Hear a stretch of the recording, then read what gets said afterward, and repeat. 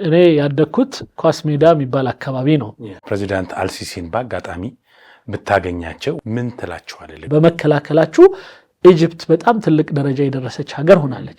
ኖርማል የሆነውን የህይወታችንን ሂደት ስናየው እንዲህ ነን እኛ አብረን የተጋመድን ነን። ምንም ምንለያይበት ነገር የለም። በጣም ልጅ ሆኜ እሷ ጋር ትታኝ ሄዳ ሲርበኝ እንደምታጠባኝ ነገረችኝ።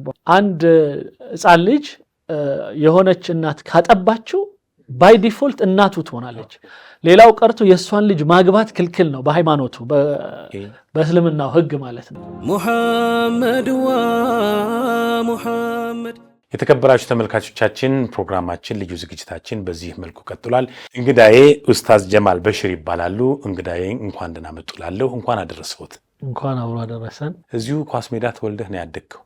አዎ እና የገመትኩት ሌላ ነበር። ምናልባት ከሃይማኖቱ ከምኑ አንፃር ራቅ ወዳለ ቦታ ነበር ያሰብኩትና አዲስ አበባ ተወልዶ እንደዚህ በሃይማኖቱ ጠንካራ መሆን እኮ በራሱ ከብዙ ቻሌንጅ ውስጥ መውጣትን ይጠይቃልና ከዚሁ ጋር ተያይዞ የልጅነት እንዴት ነበር? ልጅነት አስተዳደግህ እንዴት ነበር?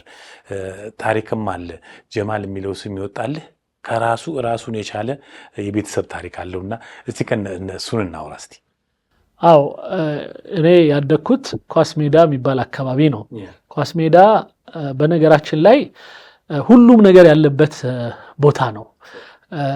እርግጥ ነው በጣም በተለያዩ ሰዎች ኳስ ሜዳ ሲባል ብዙ ጊዜ ከአራዳነት እንደገና ደግሞ ከተለያዩ ወጣ ካሉ ነገሮች ጋር ይያያዛል። በተለየ ዓለማዊ ዓለም ላይ ብዙ ኢንቮልቭመንት ያላቸው ተብሎ ብቻ ሊታሰብ ይችላል። ግን ያ ልክ አይደለም። በጣም በሚገርም ሁኔታ አሁን ያልናቸው ይሄ የቤተ እምነት መኖር በአካባቢው ላይ ትልቅ ተጽዕኖ አለው ብዬ እንዳልኩት ኳስ ሜዳ በጣም ብዙ መስጂድ አለ። ሀጂ ዘይኑ በተለምዶ ተብሎ የሚጠራው አቡበከር ስዲቅ የሚሉት መስጊድ አለ። የኛ ቤት መሃል ሆኖ እንደገና ሀጂ ዩኑስ የሚባል በተለምዶ ደግሞ ሰላሐዲን ብለን ምንጠራው መስጂድ አለ። ከዛ ሐሺም ምንለው መስጂድ አለ። ትንሽ ፎቀቅ ስትል ሚካኤል ተከበህ ነው ያደረገው። ሚካኤልና አብሮት ደግሞ አባቦራ የሚባል መስጂድ አለ። ትንሽ ዝቅ ስትል መሳለሚያ ቢላል መስጂድ አለ።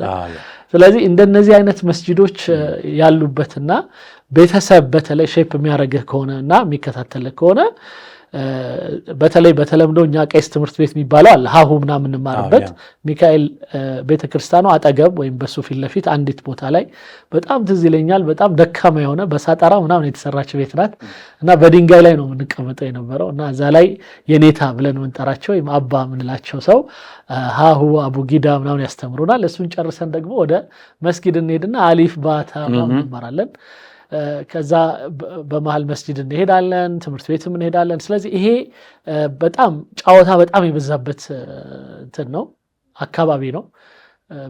ምንም የማትጫወተው አይነት ጨዋታ የለም። የወንዱም የሴቱም ጨዋታ በጣም ይበዛል። በተለይ ደግሞ እግር ኳስ በመጫወት አካባቢው በጣም ይታወቃል። ብዙ ሜዳዎችም አሉ። በፊት አሁን ብዙዎቹን ሜዳዎች ቤት እየሰሩባቸው በጣም ልጆች መጫወቻ ብዙ የላቸውም። አሁን ግን የኮሪደሩ ስራ ጋር እንትን ብሎ ትንሽ አንዳንድ ማሻሻሎች አሉ እንጂ ብዙ እኛ ተጫውተን ያለፍንባቸው አካባቢዎች በሙሉ ቤት ተሰርቶባቸው አሁን ላይ ያሉት ልጆች መጫወቻ እያጡ ነው። ይሄ በጣም ልክ ያልሆነ ነገር ነው እና ሌላው እንግዲህ ከስሜ ጋር በተያያዘ ያነሳው ነገር አለ።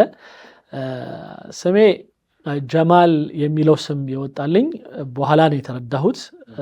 ጀማል አብዱናስር የሚባለው የግብፁ መሪ በሆነ አጋጣሚ የአፍሪካነትን በጣም አጉልቶ በአፍሪካ ነጻነት ዙሪያ ላይ በጣም ብዙ በሚያራግብበት ወቅትና በተለይም ደግሞ ከፈለስጢን ነጻነት ጋር በተያያዘ ከእስራኤል ጋር እስከ ጦርነት እስከ መግባት ድረስ ሄዶ ነበረ። በ73 አረቦች በአጠቃላይ አንድ ላይ ተሰባስበው በ1973 እስራኤልን ከፈለስጢን ላይ እጅሽን አንሺ በሚል ትግል አድርገው ነበር እና ከሱ ጋር ተያይዞ በጣም ሂሮ የሚለውን እሱ ነበር የወሰደው በጣም ኃላፊነቱን እንደ ግብፅ ማለት ነው። እና በዛ ወቅት እኛ ሀገራችን ደግሞ በጣም የሚገርመው በተለይ ሙስሊሙም ሆነ ሌሎቹ የአረቡን እና ከሌላው የምዕራቡ ጋራ አንዳንድ ትግሎች በሚኖርበት ወቅት ብዙ ጊዜ ወደ አረቡ የማድላት ነገር አለ እና አይተህ ከሆነ ለምሳሌ ሳዳም ሁሴን ጦርነት ላይ ሳዳም ይባል ነበር እና በወቅቱ የተወለዱ ብዙ ልጆች አሉ። ሳዳም አንድ ኮሌጅ ውስጥ ያስተማርኩት አንድ ሳዳም ሁሴን የሚባል ልጅ አጋጥሞኛል እና ይሄ ከዛ እንትን ያለ ነው እንጂ ዲፕ የሆነ ቤተሰቦቻችን በእርግጥም ጀማል አብዱል ናስር ከኢትዮጵያ ጋር በተያያዘ የሚከተል የነበረው ግን ፖለቲካ ምን ነበር የሚለውን በደንብ የሚያውቁ አይመስለኝም። አሁን ቅድም ስታወራ እዚህ መስጊዶች አሉ፣ ባደክበት አካባቢ ሚካኤልም አለ። አብሮነቱን ይሄ አንዋርና ራጉኤል እንደሚለው አይነት ነገር ነውና እሱ ኢትዮጵያዊነት መልክን የሚያላብስ ይመስለኛል። ስለዚህ አሁን ላለህ ማንነት ያ ያደክበት ሶሳይቲ ክርስቲያን እስላም የሚለው ልዩነቱ አለመፈጠሩና አብሮ ማደጉ መሰረት አለው ትላለህ? በጣም እንደውም ከዛ በላይ በጣም የሚገርሙ ነገሮች አሉ በኳስ ሜዳ ዓለም። ለምሳሌ እኔ ላይ ራሱ በህይወቴ የተፈጠረ ብዙ ጊዜ አነሳዋለሁና ኳስ ሜዳ ላይ ስታድግ አንድ አሁን የጠቀስከው ነገር ከሃይማኖት ባሻገር ያለህ ግንኙነቶች በጣም ከፍ እያሉ አንዱ ሲወድቅ አዝሎት ቤቱ የሚወስደው ክርስቲያን ወንድም ይሆናል። ኢቭን ጫወታችን ራሱ መተቃቀፍ መተዛዘል ያለባቸው ጫወታዎች አሉ። ጠባችን፣ ፍቅራችን አብሮ ቪዲዮ ቤት ገብቶ አብሮ እዛው ማየቱ፣ ኳስ ስንጫወት አንዱ ወለም ቢለው ቅድም እንዳልኩት አዝሎ የሚወስደው ነው። ትዝ ይለኛል አንዴ ወለም ብሎኝ ፋሲል የሚባል ጓደኛ የወሰደኝን እስከ መቼም ድረስ አልረሳውም። ስለዚህ ይሄ ኖርማል የሆነውን የህይወታችንን ሂደት ስናየው እንዲህ ነን እኛ አብረን የተጋመድን ነን። ምንም ምንለያይበት ነገር የለም። ከዛ በላይ ከፍ ያለውን ነገር ልንገርህ።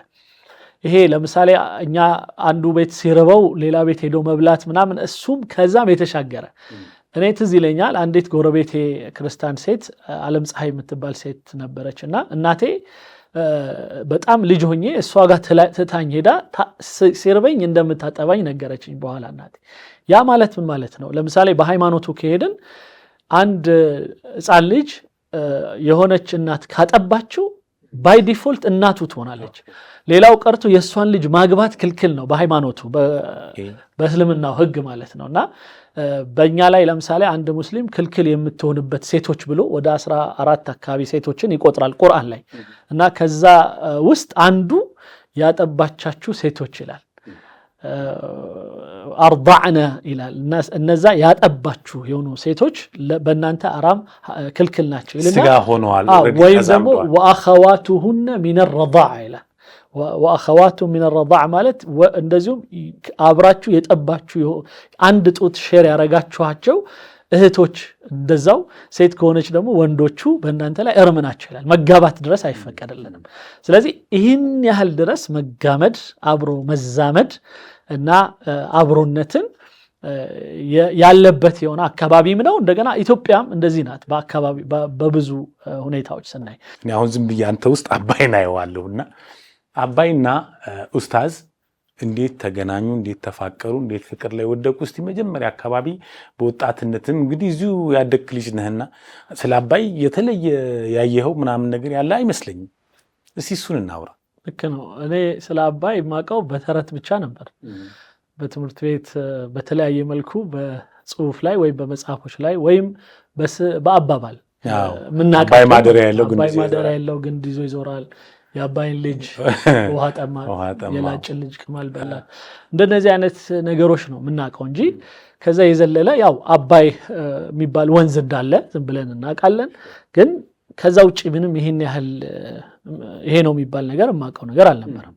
ሌላው ቀርቶ ትምህርት ጨርሰን ዩኒቨርሲቲ ውስጥ እያለሁኝ መዲና ኢስላሚክ ዩኒቨርሲቲ ሳውዲ ውስጥ ነውና የተማርኩት የመጀመሪያ ዲግሪን እዛ ነው የወሰድኩት እና እዛ ላይ ወደ 5000 ምናምን ተማሪዎች አሉና ግብፃውያንም ነበሩ። ከተለያየ ዓለም ነው የሚመጡትና ኢንተርናሽናል ዩኒቨርሲቲ ነውና እዛ ውስጥ አንዳንድ ግብፃውያኖች ነበሩና ስንተዋወቃቸው ትዝ የሚለኝ እንዲሁ በጣም ዲፕ ባይሆንም ስንተዋወቃቸው ብቻ የሚሉኝ ነገር ትዝ ይለኛል።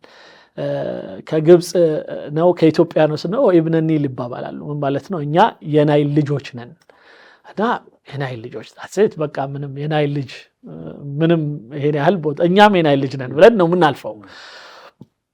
እኔ ለመጀመሪያ ጊዜ ከህዳሴ ግድብ ጋር በተያዘ ሌላው ቀርቶ እዚህ ለምሳሌ እኔ ከኢትዮጵያ ወደ ውጭ ወጥቼ መኖር የጀመርኩት ከዛ ከአረብ ሀገር ውጪ ካደኩ በኋላ ዩኒቨርሲቲ ከጨረስኩ በኋላ አዲስ አበባ ውስጥ ስኖር በተለያዩ የንግድ ምናምን ስራ ውስጥ ነበርኩና አንዳንዴ ለምሳሌ የህዳሴ ግድብ መዋጮ ቦንድ ግዙ አዋጡ ምናምን ሲባል ትዝ ይለኛል ምንችለው እናዋጣለን አንዳንዱ እንደውም የሆነ ግዳጅን እንዴት ነው አላበዙትም እንዴ ምናምን ሁሉ ይያልክ የምትሰጠው አይነት ነው ያን ያህል በጣም እንትን ያለ ነገር አይደለም ከዛ በኋላ ግን ልክ የኢትዮጵያው ጠቅላይ ሚኒስትር ዶክተር አብይ አህመድ ከመጡ በኋላ የህዳሴ ግድብ በጣም ኢሹ ሆኖ በተለያየ ቦታ ሲወራ በተለያዩ አግሪመንቶች የጎዱን ከዛ በፊት ሆም ብለው ለናይልን ለመያዝ ያደረጉት የጉንደትና የጎርአ ጦርነት በ1875 እሱን ሁሉ ማወቅ ጀመርኩ ይሄን ሁሉ አናቅም ለካ ያልኩኝ በኋላ ላይ ጭራሽ ባህርና ኢቭን ኤርትራን ለማጣታችን ትልቅ ምክንያት የነበሩና የጀብሃ የኤርትራን ጀብሃ ሌላው ቀርቶ ግብጽ ውስጥ አሰልጠነው እነ ኢድሪስ አዋቲ የሚባሉ የመጀመሪያው መስራቾች ከነ ኢሳያስ አፈወርቂ በፊት የነበሩ ትላልቅ እንትኖች መነሻቸው ግብጽ እንደሆነ አየሁኝ ከዛ በኋላ በደንብ የውስጡ እየገባው በደንብ ወደ ኋላ እስከ 12 13 አመት ወደ ኋላ እስከ 14 አመት ተመልሼ ዩቲዩብ ላይ ምን እንዳሉ ማየት ጀመርኩኝ በጣም አስደንጋጭ አሁን አንተ ሁሌ ያው ተረጉም የምታዩትን በጣም የሚገርም የሆነ እይታ ነው ያላቸው ስለዚህ ያ ሁሉ መስተካከል አለበት ብዬ ቆርጬ ተነሳውኝ ስለዚህ ኪንግስ ኦፍ አባይ የሚል ሚዲያ መሰረትኩኝ ያ ወደ አረብኛ ስንቀይረው ሙሉ ነገር እሱ ኪንግስ ኦፍ አባይ ይገርመኛል እኔ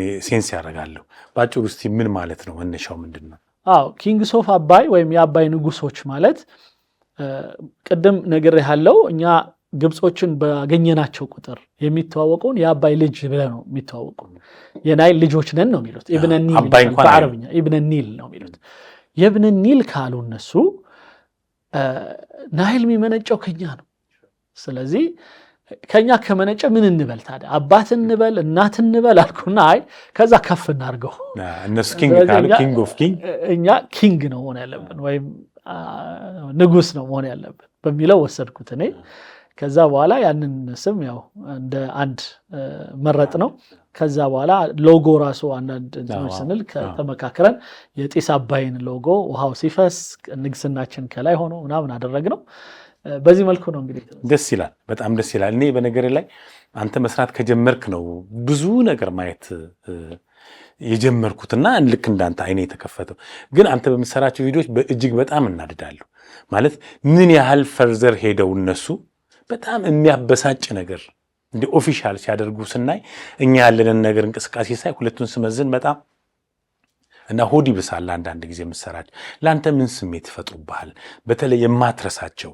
ክርክሮች አባባሎች ምክር ቤቱ የሚሰጠው ምሁራን የተባሉ ሰዎች የሚሰጡት ብዙ አወቁ የተባሉ ሰው ብዙ የሚያናድድ የሚያበሳጭ አንዳንዴም የሚያስደስት ኢንዳይሬክት ላንተ ጠቃሚ መረጃ የሚሆኑ ነገሮች አሉና ስሜትህ ምን ያህል ቫሪ ያደርጋል የምታስታውሳቸው ሐሳቦች አሉ ይሄ የመጀመሪያው እንግዲህ እኔ በመሐመድ አልዓሩሲና በነዛ ሁለት አረቦች አሸርቅ የሚባለው ቴሌቪዥን ላይ የተደረገው ውይይት ላይ የተረዳሁት ነገር ምንድነው ኢትዮጵያ በእስልምናን በመቀበል ከሱ በፊት ክርስትናንም ሌሎች ሃይማኖቶችን በመቀበል ከዛ ደግሞ እስልምናን በመቀበል የምትታወቅ ሀገር ናት የነብዩ መሐመድ ሰለላሁ ዐለይሂ ወሰለም ስም ሲነሳ የእሳቸው ታሪክ ሲነሳ የመጀመሪያ ከናታቸው በሁለት ዓመቷ ወደ መዲና ይዛቸው ሄዳ ዘመዶች ጋር ለማስተዋወቅ ወይም ይዛ ሄዳ ስትመለስ ነው መንገድ ላይ የሞተችው አብዋ የሚባል ቦታ ላይ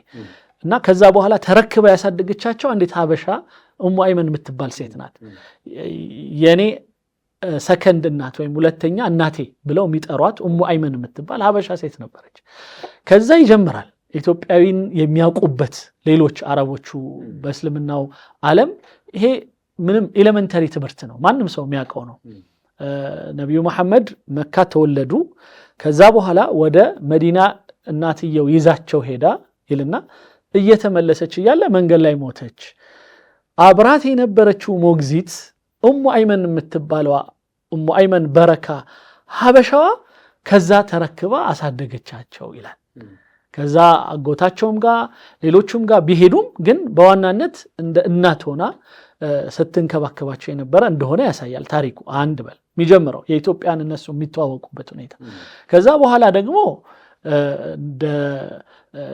እንደ አጋዥ ሆኖ አብሯቸው ሌላው ቀርቶ በእምነቱ የተነሳ ድንጋይ ሁሉ እየተጫነበት እኔ ከእምነቴ ፍንግች አልልም እያለ የነቢዩ መሐመድ አጋዥ መሆኑን የመሰከረ ቢላል የሚባል ሌላ ሀበሻ ያለ ከአማኞች ውስጥ ማለት ነው። እና ሁልጊዜ አላሁ አክበር የሚለው ይሄ ለስግደት ጥሪ በተሰማ ቁጥር ነቢዩ መሐመድ አዛን አድርገው በህዝብ ፊት መስገድ የሚችሉበት ነፃነት ባገኙበት ጊዜ የመጀመሪያውን እድል የሰጡት ለዚህ ለቢላል ነው። ሂድ ውጣና የካዕባው ጣራ ላይ ወጥተህ አንድ ጊዜ አላሁ አክበር እና ብለህ ሰዎችን ወደ ስግደት ጥራ የሚለው እና የመጀመሪያው እንዲህ አይነት ነገሮች ሁሉ በአዛን በተሰማ ቁጥር የተሳሰርነን ማለት ከዓለም ጋር ማን ነው አዛን የሚለው? አዛንን ማን ጀመረው ስትል ቢላል ኢብኑ ረባህ። በጣም በሚገርም ሁኔታ ትስስር አለን ከዓለም ጋር ከእስልምናው ጋር ከመሳሰሉት ጋር። ከዛ ነቢዩ መሐመድ አብሯቸው የነበሩት ሰለላሁ ዐለይሂ ወሰለም እንትኖቹ ባልደረቦቻቸው በጣም ግፍ ሲበዛባቸው ሂዱ ወደ ሀበሻ፣ እሱ ዘንድ ማንም የማይበደል የሆነ አንድ ንጉስ አለ፣ ክርስቲያን ንጉስ፣ እሱ ጋር ሂዱ እና ተጠለሉ ብለው አመላከቷቸው ይላል። ይሄ አንዳንድ እንትኖች መዛግብት የሚያሳዩት እንዲህ አይነት ፍርድ ሊሰጡ የሚያስችላቸው ዕውቀቱ ስለ ሀበሻ ከየት መጣ? ከሁለት አንዱ ነው። ወይ መለኮታዊ ነው ወይም ደግሞ በሀበሻና በአረብ መካከል በጣም ከፍተኛ የሆነ የንግድ የባሪያ የመሳሰሉት ልውውጦች በጣም ነበሩ ማለት ነው። ስለዚህ በዛ ሂደት ውስጥ ስለዚህ እኛ አገር ውስጥ ስላለው ስለ ንጉስ ነጃሺ በደንብ አውቀዋል ማለት ነው። ስሙ አስሐማ ኢብን አብጀር ይባል ነበር እና በተለምዶ ያው የዛ ንጉስ ነጋሽ ማለት ነጋሽ ንጉስ ከሚለው ቃል የተወሰደ ነው። ነጋሲ እንደማለት ነው ነጋሽ። እና ነጃሺ እንዲህ አይነት ክብር ያገኘ የሆነ ሰው እና ሌላው ቀርቶ ከዛ በኋላ መተው እነዚህን ሰዎች ለማስመለስ የመጡ የቁረይሽ እንትኖችን ራሱ አሳፍሮ የመለሰ ጉቦ ያልተቀበለ ይዘውት የመጡትን ማታለያ ዞር በሉ ያለ ከዛ አልፎ ደግሞ በጣም በሚገርም ሁኔታ በሞተበት ወቅት ላይ ራሱ ነቢዩ መሐመድ እዛ ሆነው ዛሬ አንድ ወንድም ሞቶብኛልና እንጸልይለት ብለው በርቀት ለአንዴና ለመጨረሻ ጊዜ ከሱ በፊትም ከሱ በኋላም ለማንም ሰው ያላረጉትን ነገር አድርገዋል። እንደውም አንዳንድ መዛግብቶች እስካሁን ድረስ የሃይማኖት እንትኖች በጣም በነጃሺ ደረጃ የታወቀ ሰው ሲሞት እሱ በርቀት ከሆነ ለሱ ጸሎት ለማድረግ የሚደረገውን ስግደት ማድረግ ይቻላል ወይ ብለው እስከ መጠየቅ የደረሱበት። ምክንያቱም ይሄ ስፔሻል የሆነ ለነጃሺ ብቻ የተሰጠ የክብር ተግባር ነው ብለው ስለሚያምኑ ማለት ነው። ስለዚህ እንዲህ አይነት ክብር ያገኘን ሰዎች ነን እኛ። ይሄን ሁሉ የሚያውቅ የሆነ አንድ ግብፃዊ ፈጽሞ ኢትዮጵያን በተንኮል ሊያስብ አይገባም። በፍጹም ስግብግብነት በጣም እኔ ከበላሁ ሌላው የራሱ ጉዳይ የሚል እምነት ያለው ካልሆነ በስተቀር ስለዚህ ፖለቲካቸው በዚህ የተቀኘ ከመሆኑ አንፃር እርግጥ ነው ናይል እነሱ ጋር ሄዶ የሚሰራው ነገር ከባድ ነው። በጣም ትልቅ በረሃቸውን አለምልሞ እንዳልነው ወደ 168 ቢሊዮን ሜትር ኪዩብ ውሃ በፊት ጎርፍ ሆኖ የወሰዳቸው ወይም ድርቅ በሚሆንበት ጊዜ ደግሞ በጣም የተጎዱ የነበሩ ሰዎች የናስር ሐይቅን ከሰሩ በኋላና ያንን ሰደል ዓሊ የሚባለው ትልቁን ግድብ ከሰሩ በኋላ በጣም በጣም ትልቅ የሆነ ለውጥ አግኝተው ግብፅን ግብፅ ያሰኛት ናይል ነው። ግብፅ ማለት የናይል ስጦታ ናት ብለው ይጠሯታል። እና በዚህ አይነት መልኩ እድለኛ የሆኑት በዚህ ውሃ ነው። ስለዚህ ከየት ነው የሚመጣው ውሃው ሲሉ ከኢትዮጵያ 86.5% ከኢትዮጵያ የሚሄድላቸው ውሃ ላይ ተመስርተው በሰሩት ስልጣኔ ተመስርተው በሰሩት አገር ኢትዮጵያን ማመስገን ነበረ የሚገባቸው እንጂ ኢትዮጵያ እዚህ ውሃ ከጠጣች እዚህ አንድ ሰው አንድ ኩባያ ውሃ ሲጠጣ የአንድ ግብፃዊ ድርሻ እስኪመስላቸው ድረስ በኢትዮጵያ ላይ ግን ኃይለኛ የሆነ የምንድነው ይባለው የስግብግብነት ስሜት ማሳየት በጣም ከባድ ነውና ያን ሁሉ ተምሬበታለሁ። ፕሬዚዳንት አልሲሲን በአጋጣሚ ብታገኛቸው ወይ ግብፅ ፓርላማ ላይ ንግግር አድርግ ብትባል ምክር ቤት ምን ትላቸዋለህ? ለግብጾች ቀጥታ ማድረግ ለሚችሉት ኃላፊዎች ምን የሚል ንግግር ታደርጋለህ? ምን አይነት ሐሳብ ታቀርባለህ? አዎ እኔ ልላቸው የምችለው ምንድነው አንደኛ እኛ እንደ ኢትዮጵያውያን ልክ የኔ ስም ጀማል እንደሆነ ሁሉ ከማንም የአረብ ማህበረሰብ ጋር ምንም አይነት የተለየ ሆነ ጠብም ይሁን ወይም ቅሬታ ወይም ደግሞ የተለየ ነገር እንደሌለን እንደውም በተቃራኒው የአረብ ልብስ እየለበስን የአረብ ምግብ እየበላን የአረብኛ ቃላትን እያወጣን ከአረብ አካባቢ ተልከው የመጡ ነብዩ መሐመድ የሚባሉ ሰውን ነብይነት ተቀብለን በእሳቸው ቋንቋ የመጣን የሆነን ቁርአንን አንብበንና ሃይማኖታችንን አውቀን የምንመራ ማህበረሰብ ያለንበት በኪዩፕቲክ በክርስቲያኑ በምንወስድበት ወቅት ደግሞ ከናንተው ቄስ እየተላከልን ወይም ከናንተው ቄስ እየተሾመልን የጥሩ የሆነ ግንኙነት ፈጥረን ስንኖር የነበርን መልካም ሰዎች ነን። የተለየ ነገር የለንም። ብቸኛ ጥያቄያችን ግን ልክ እናንተ የሰደል ዓሊ የሚባለውን ግድብ በመገደብ 168 ቢሊዮን ሜትር ኪዩብ ውሃ ይዛችሁ ራሳችሁን ከጎርፍ እንደዚሁም ከረሃብም በመከላከላችሁ ኢጅፕት በጣም ትልቅ ደረጃ የደረሰች ሀገር ሆናለች። ኢትዮጵያ ዝናብ ብቻ ላይ ተንተርሳ ዝናብ ሲመጣ ዘርታ ዝናብ ሲቀር ደግሞ በሚሊዮኖች ህይወት እየረገፈባት የምትቀጥል ሀገር እንዳትሆን ፈልጋለሁ። ሌላ ነገር የለም። ስለዚህ ይሄ በረከት ለሁላችንም የመጣ ነው። ለሁላችንም እንደሚበቃ ደግሞ አረጋግጧል።